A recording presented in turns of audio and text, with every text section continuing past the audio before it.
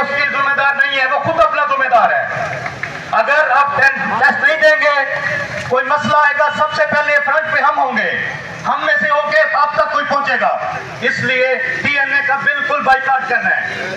سب بھائی بہنیں متفق ہے اس بات سے.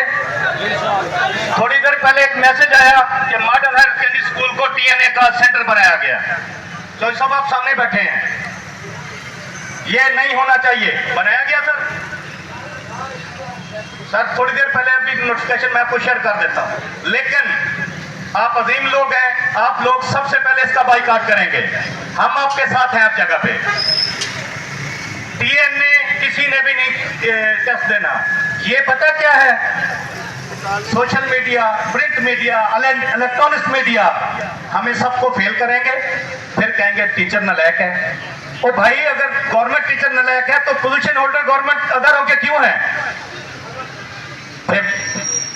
اوپر سے مخلوق تو نہیں آ رہی جو آگے پڑھاتی ہے. ہمارا یہ بہت پیارا کوالیفائڈ ٹیچر پڑھاتا ہے.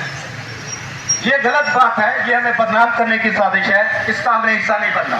میری بہنوں, آپ نے حوصلہ کرنا ہے, ہمت کرنے نہیں دینا. کچھ نہیں ہوتا, ڈرائیں گے, دھمکائیں گے, کچھ بھی نہیں ہوگا.